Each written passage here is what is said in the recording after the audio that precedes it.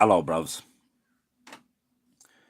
This is a play called Cry Witch that I'm going to read here by Marion L. Miller.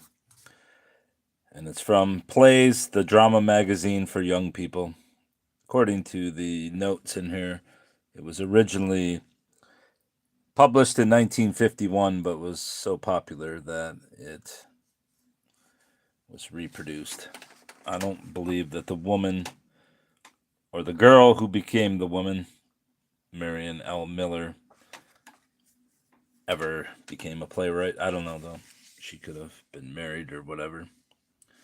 The production notes are 7 males, 7 female characters, playing time 30 minutes, costumes, all of the characters wear traditional Puritan costumes. The magistrates wear black clothing and white stock collars. Properties: paper, ink, quill pens, sandbox, rolled and tied paper, notes. Setting: the interior of the meeting house in Salem Village. Upstage center is a table with 2 straight chairs behind it and one at either end. Right at the table, the minister's chair has been placed, facing diagonally left front. This is the bar of justice, behind which the culprits stand. Back of the table, at far left, is the pulpit, which has been pushed out of the way and serves only as a reminder that this is a house of religious observance on Sunday. Left front are 2 benches, one behind the other. They are seats for the bewitched girls. There are entrances at right and left front, and another narrow door at upstage right. Lighting: no special effects.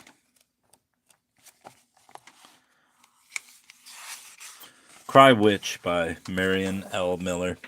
Characters: Betty Cantwell, one of the afflicted children; Prudence Cantwell, her sister; Christopher Oakley, Prudence's fiance; Mr. Paris, minister to Salem Village; magistrates: Mr. Hawthorne, Corwin, and the sheriff; afflicted children: Ann Putnam, Mercy Lewis; Abigail Williams, Mary Walcott; Mr. Noyes, a minister; and Martha Corey, the accused; Giles Corey, her husband.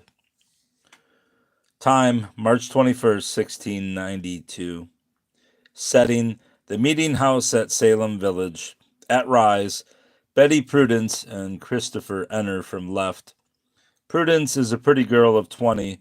Christopher is about 3 years older, and Betty is about 15. Betty runs across the stage after dragging her hand from Prudence's grasp. She looks at every piece of furniture curiously and then crosses back of minister's chair and leans against the back of it. Prudence: Betty, come away from there. How is it with you, little sister? Betty, running a hand along the back of the chair. 'Tis very well with me. Her voice becomes a whisper. I like it here. Okay, that's creepy. Prudence to Christopher: What shall I do? She's standing where the witches stood. To Betty: Dost thou feel all right? Truly, Betty? Betty, impatiently: Yes, yes, yes. Prithee, leave me alone. Christopher, taking a step forward, or toward Betty: Guard your tongue. I'll not permit you to address your sister in that manner. Prudence, laying a restraining hand on his sleeve: Nay, Christopher, don't scold her. She is not herself. Christopher: What's the matter with her? Truly, I never heard her speak so until this day. Betty begins to run about the stage, speaking softly. Swish, Betty, swish, swish, swish. Christopher: What are you doing, Betty? Betty, continuing the action: She says I must fly. Swish, swish. Paris enters from right front, carrying paper, ink, quill pens, and a sandbox. He stands watching and gravely shaking his head. Prudence: Who does, Betty? Who makes you fly? Betty, pausing beside Prudence: She says I can stop now. Christopher: What does it all mean? Prudence: Shh. To Betty: Who, dear? Betty, leaning against Prudence: Don't you know? Don't you know? Prudence: No, little sister, try to tell me. Betty, rubbing her hands across her eyes. She won't let me. I can't see her anymore. Paris crosses to the table and begins to arrange his writing materials. Christopher, here's Mr. Paris now. What dost thou wish to ask him? Prudence trying to free herself from Betty, who is clinging to her. Oh, I would have. Do let go a moment, dear. I would ask permission to sit here during the trial nearer to Betty. Do you see? Betty, hugging her. You are the best of sisters, and I love you vehemently. Don't ever forget that. Not ever. Prudence. Ask him for me, Christopher. She won't let me go. Drawing Betty down beside her on the bench. Hush, dear. I know you love me. I love you too. Here, rest your head against me. There. Christopher, crossing to Paris. Good morning, sir. Paris. Ah, good morning, Master Oakley. Christopher. Mistress Cantwell would ask permission that we sit near her sister during the trial. Paris. Looking at him quietly and then crossing to Prudence. Mistress Prudence, why dost thou wish to sit here? Unless, worried, God grant the witches have not been molesting you. Prudence, no, Mr. Paris. I just want to be near my sister, Betty. Mayhap I can comfort her a little when the fits strike. I've always cared for her, you know, ever since our mother died of the plague when Betty was yet a babe. I believe she regardeth me more as mother than as sister. Paris, rubbing his chin reflectively. If the justice is Mr. Hathorne, I thought it was Hawthorne. Is it Hawthorne? No, it's Hathorne. Shows you how observant I am. Mr. Hathorne and Mr. Corwin have no objections. You two may sit on the second bench. The first is for the afflicted children, but you must not speak to Betty or any of them when they are giving evidence. Prudence. I won't, sir. I will be silent, I promise. Paris. And you, Master Oakley? Christopher. I will keep silence. Paris. Very well, Master Oakley. This is a dreadful matter. Only these suffering children can point out the witches that are preying upon our people. Ah, the judges. Christopher and Prudence sit on the bench. Betty climbs over and perches herself at the downstage end of the front bench. Paris goes to right front entrance to meet and shake hands with the magistrates. They carry paper rolled and tied. They take their places at the table during the next few speeches. Christopher to Prudence. Surely you don't believe all this about witches and witchcraft. Prudence, laying a hand on his. Oh, indeed, Chris. When you see the poor children, how they writhe and cry out in their affliction, you will understand. Much hath taken place here in the days you were in Boston. Christopher. Evidently, Paris has been talking quietly to the judges. They glance at Prudence and Christopher and nod. Hathorne. Prithee, have the remaining children brought hither, Mr. Paris. Paris bows and exits right front. Corwin, fussily. Where are my notes? I must have them in order. God in his mercy grants the witches will all be discovered this day. Finding his notes. Ah, here they are.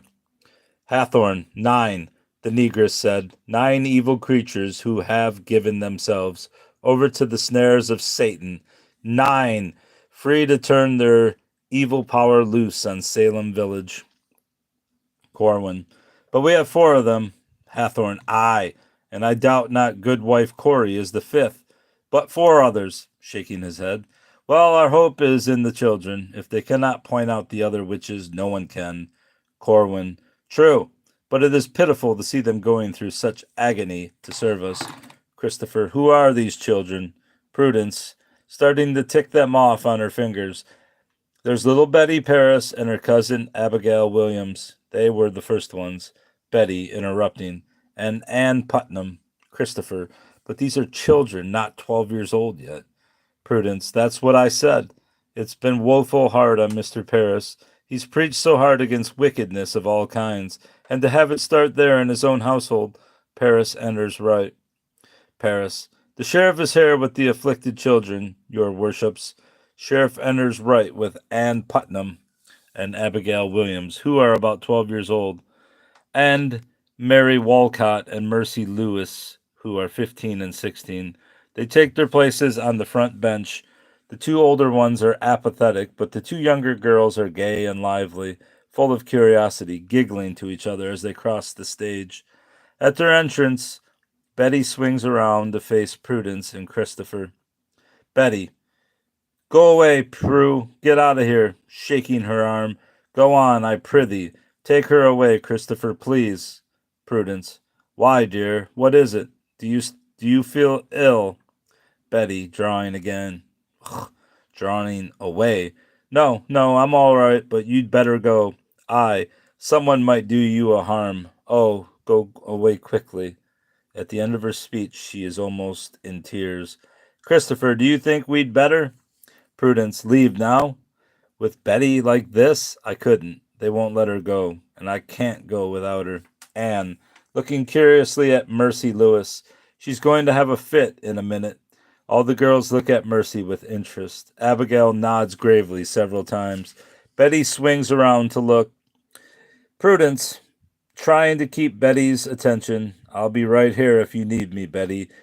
Don't you want to sit back here with us? Betty. She has completely lost interest in Prudence. Oh, go away, do. She stands up to watch Mercy, who is moaning softly and rhythmically. Paris, approaching Mercy. Who is hurting you, Mercy? Mercy, stiffening and throwing hands to her throat. Abigail imitates her. The dark man, making choking noises. The dark man is choking me. She slumps completely and is supported by Mary Walcott, or she would sink to the floor. Christopher. Good heavens, the child hath fainted. Prudence. No, Christopher, she is fighting with Satan himself. God help her to conquer. Paris, warning them in silence. What doth he look like, Mercy? Hast thou ever seen him before? Anne, suddenly. A little yellow bird. Goody's little yellow bird. Dodging and covering her eyes. It wants to pick my eyes out. No, no, go away. Betty, apparently striking at it vigorously. Away, away. There, 'tis gone, Anne. Abigail, shrieking. She bit me. Look, showing her wrist to the judges. Hathorn. But these are the teeth marks of a child. Anne, calmly. Her accusations are all the more terrible because of her matter-of-fact voice. Goody's brat. There she goes with her mother's little yellow bird. Corwin. Doth she mean the Goodwin child? Lord have mercy on us. A child, not 5 years old. Hathorn, writhing hastily. But think of her mother. Can you doubt her witchcraft? Sheriff, have someone seek out Goody Goodwin's daughter and arrest her. Here is the warrant. And bring in Goodwife Corey. Sheriff exits right rear, and Hathorn leads toward Corwin. That makes 6 known to us. There are yet 3 more. Christopher, to Prudence. This is horrible. It's unbelievable. How did it all start? Prudence. Speak softly, Chris. The day you left, little Betty Parrish had a fit of crying that she couldn't stop, and it was discovered that the Paris's cook had been practicing witchcraft with these girls. The awful thing about it is that when she was examined, she told the court that she saw 9 names in the devil's black book. Christopher, nonsense. A frightened woman will say anything she thinks you want her to say.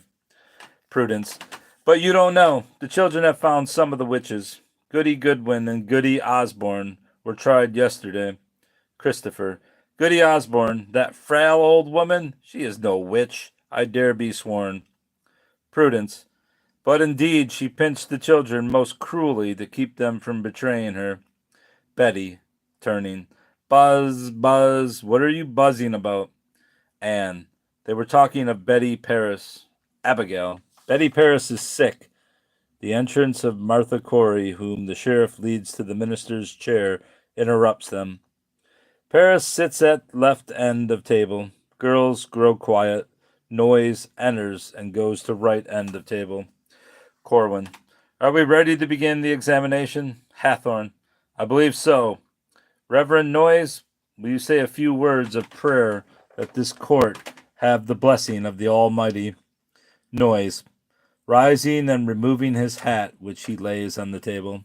Dread and mighty Lord, thou knowest the evil that hath come over Salem village. Thou knowest the frailty of these children who battle Satan, his snares, in our behalf. Grant them strength to carry their great burden.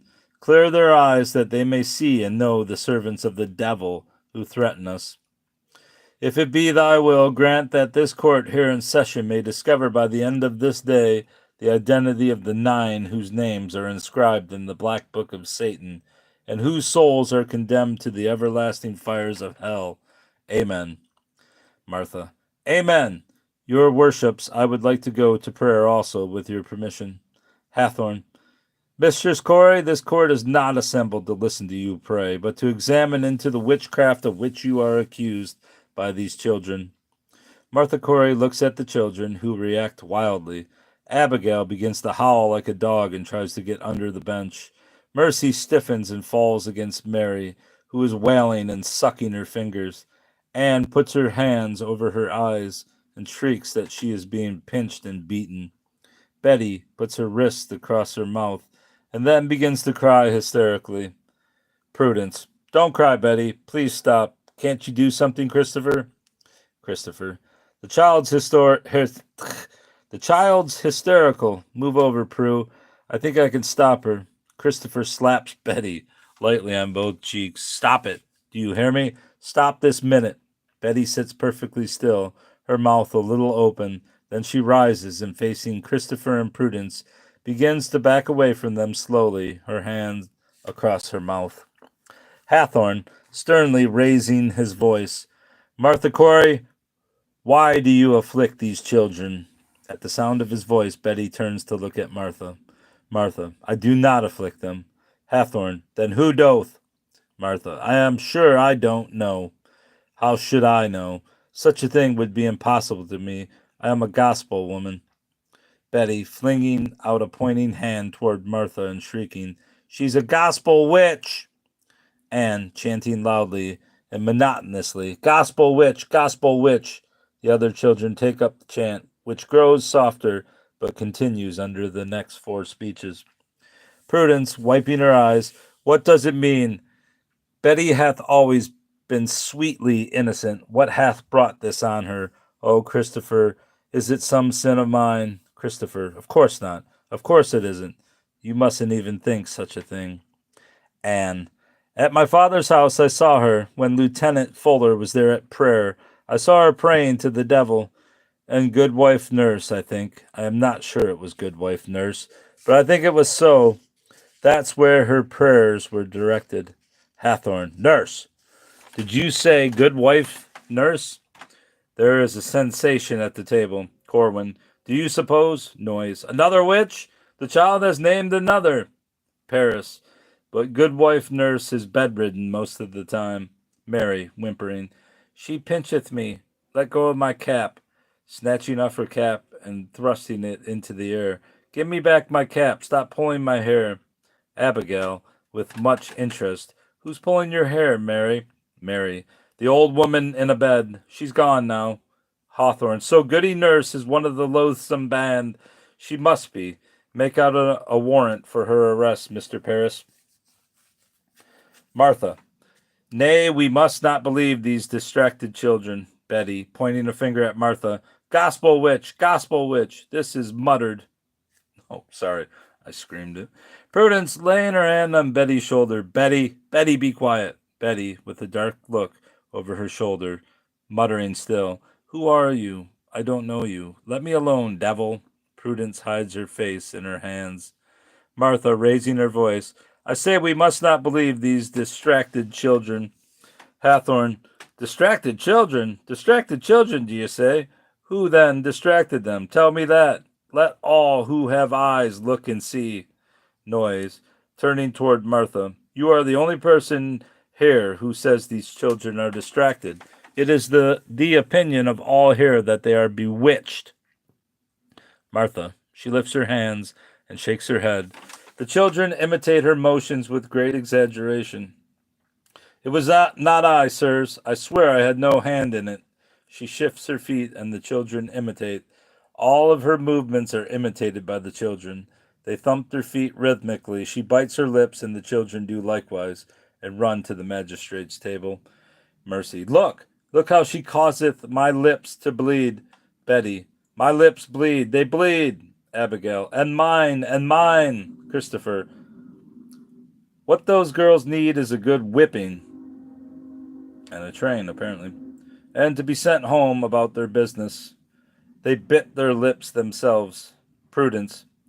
But the witch maketh them do it. Don't you see? Christopher. No, I don't. Mary. You'd better be quiet, Master Oakley. You may find yourself behind that chair. You're a dark man, and you just came from Boston, didn't you? Prudence gasps in anger and dismay. Christopher. Certainly I just came back from Boston. What do you mean? But Mary has turned away. To Prudence. What does she mean? Prudence. Shh. The parish's cook, Tituba, told on her examination that she had been to Boston to a gathering of witches, and there she saw a dark man with the devil's book of names. Christopher. Nonsense. Tituba is a slave.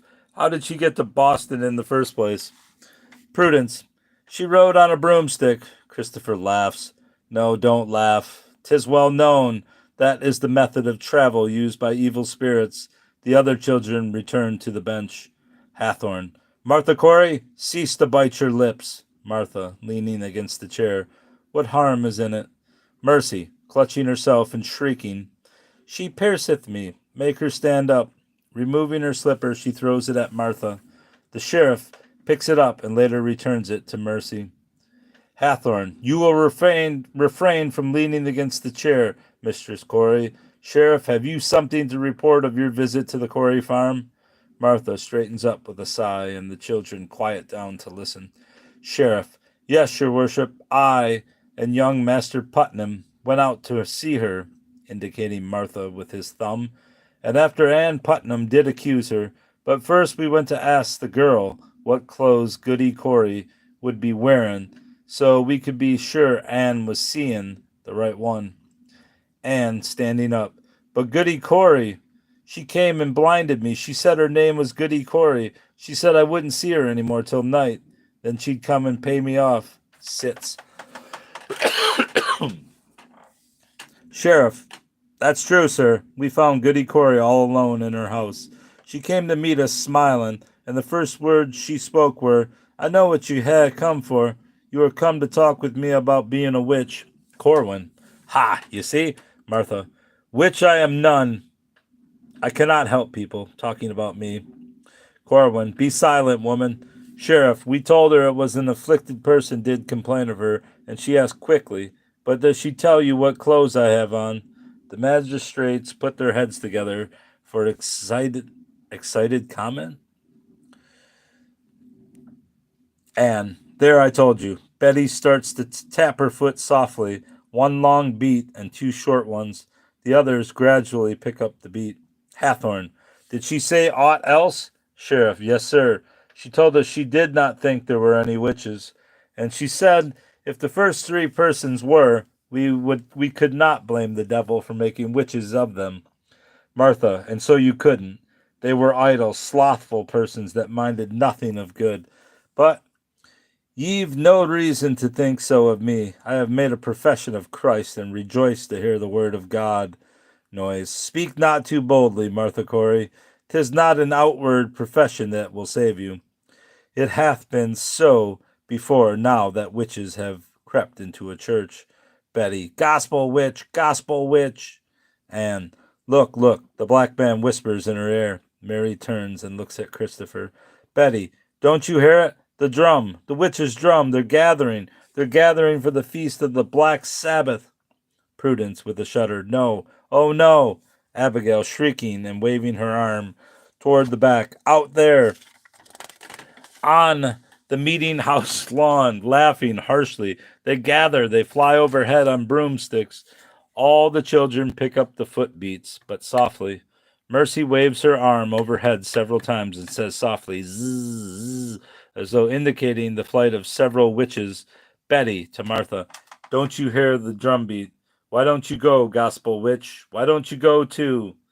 Mary. See the little yellow bird suck between her fingers? Don't pinch me, don't. Hathorn. Mary Corey, have you a familiar that sucks between your fingers in the shape of a yellow bird? Martha. Of course not. Abigail on her feet. Take away your book, Goody Corey. Take it away. 'Tis not God's book. 'Tis the devil's book, for aught I know. Take it away. I won't sign it. Take it away. She pushes for all she's worth. Betty and Anne help her. This must seem real. All attention must be concentrated on the struggling girls. Martha does not move, but she looks completely astonished. Who are the older girls? Those are the ones we need to be concentrating on to see if they're manipulating the whole thing.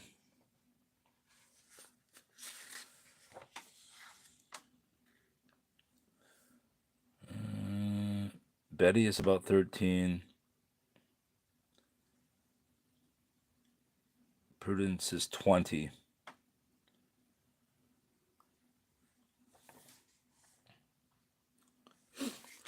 Hathorn, rising and leaning across the table.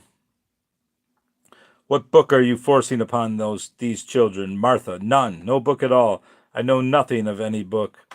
Betty, your name hath been in it for 6 years. Anne, and you have 4 more to serve. Martha, it is not true. Hathorn, summon her husband, Giles Corey. Paris, rising. Giles Corey, if you are in this assemblage, come forward and be examined. Giles Corey enters from right front, preferably from the audience. He is somewhat stooped and looks older than he is. He is nervous and fumbles with his hat. Giles. I be here, your worship. I be here. Hathorn. Have you noticed anything odd about your wife these past weeks? Tell the truth on your soul, Giles Corey.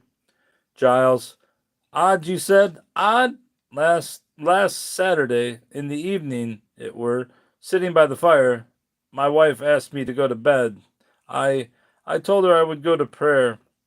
When I went to prayer, I could not, do you see, I could not utter my desires with any sense. My wife did perceive it, and she said was coming to me. After I did according to my measure, make the prayer. Christopher, if he can't pray any better than he can talk, it's no wonder he had trouble. Christopher's a smartass. Even Hathorn is finding him hard to listen to. Prudence, shh. Betty is drooping, one hand against her forehead. How is it with you, little sister? Betty, my head hurts. Prudence, standing behind Betty and massaging her forehead gently. Lean back against me, Betty. There is that better? Mary, muttering, black man from Boston. Prudence pauses momentarily and then goes on rubbing Betty's forehead. Betty reaches for one of her sister's hands and draws it down against her cheek. Hathorn to Giles. Is that all? Giles. So please you, sir, I fetched an ox last week it was, of a Thursday. An ox out of the woods about noon. He laying down in the yard. I went to raise him, to yoke him, but he dragged his hinder parts as if he had been hip shot. Hathorn. Well, what then? Giles. He did rise. Hathorn. I asked of your wife, not your ox. Giles. Well, there was a night. Hathorn. Yes? Giles. I did find her on her knees by the hearth. Hathorn impatiently. Well, what was she doing? What did she say? Giles. Why not? D'you see? She was just kneeling there, all cold and quiet like, by the hearth.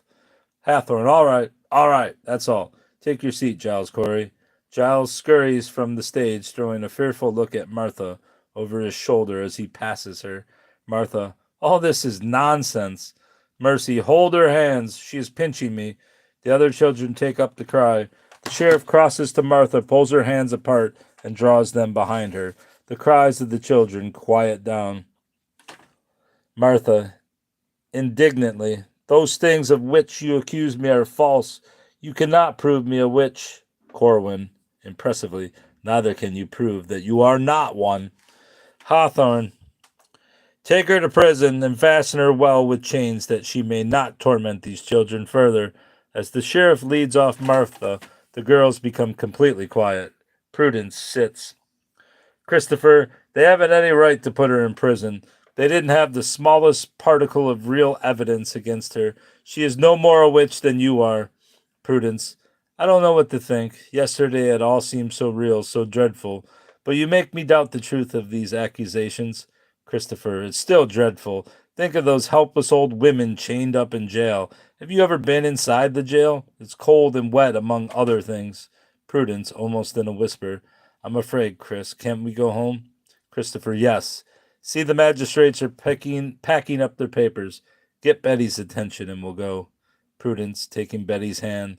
Come home now, Betty. Betty, snatching her hand away. I'm not going. They need me here. Prudence, but the trial is over. Everybody is leaving. It's time to go home and get some rest and something to eat.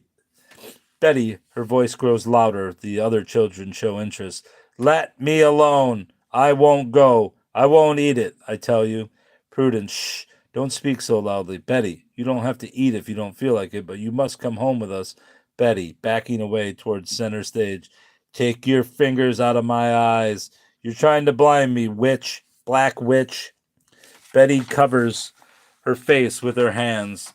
The magistrates begin to pay attention. Hathorn. Whom doth she accuse? Corwin. I think it is her own sister, Paris. But that's unbelievable. Why her sister hath been like a mother to the child.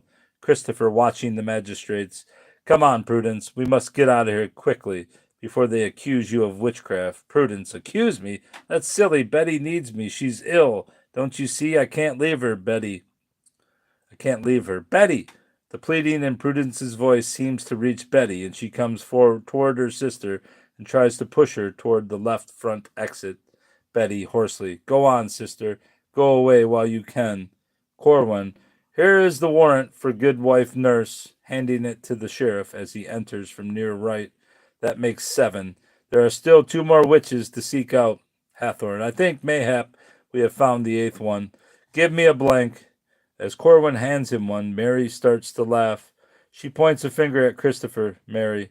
That black man from Boston. Corwin. Good heavens. The last 2 names. He seizes another blank and begins to write feverishly. Noise. God hath delivered them into our hands. Betty. No, no, no. I didn't mean it, Prue. I didn't mean it. Christopher, pushing Prudence to the exit. Come on. There's no time to lose. Prudence. I can't. Betty. Betty. Go on, running to her. Say you forgive me, Prue. I didn't mean it. Prudence. Of course, dear, but I won't leave you. I'm not a witch. Christopher, bitterly. Can you prove you're not? You heard the judge, didn't you? Come on. He drags her out as the judges hand the papers to the rather bewildered sheriff. Hathorn. Arrest Prudence Cantwell and Christopher Oakley on suspicion of witchcraft. Here are the warrants. Sheriff, looking for them. I don't see them. Corwin, they just left that way. Hurry. You can catch them. Sheriff starts out, but is stopped by Betty. Betty. Too late. She's mounted her broomstick and taken him with her. Don't you hear them flying over the meeting house? Abigail, you can hear them. They're flying over us now. Abigail, tell him. Help me. Tell him. Abigail, raising her arm and waving it toward the back. Ziz! They go. Ziz! Ziz! Sheriff turns back toward Hathorn. Sheriff. It's too late, sir. The children say they've made their escape on broomsticks. Hathorn, shrugging. Ah, well, we know who they are. Unless they flee the colony, we shall arrest them later. Noise. God be thanked, we have found them all. All 9 whose names are inscribed in the book of Satan. Hathorn, you have forgotten those who have to frolic on the meeting house lawn.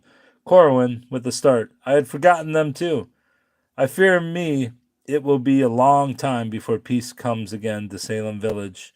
They prepare to depart and finally leave front right, walking soberly down the aisle and out through the audience. Betty, while the judges are gathering their papers, she touches Abigail on the arm. I thank you, Abigail, for helping me. Abigail grins at her. The children are let out rare by Sheriff. Mary is supporting Mercy. Anne is dancing along by herself. Sheriff pauses to speak to the people. Sheriff, hear ye, good people. Tomorrow being the 22nd day of March in the year of our Lord, 1692, will appear before this court Goodwife Nurse to answer to the accusation of the practice of witchcraft, brought against her by the afflicted children. He follows the children out. Curtain. The end. Because of the popularity of this play, it is reprinted from the January 1951 issue. All right, that was Underwhelming, but such is a play about witches if you ever want to perform it.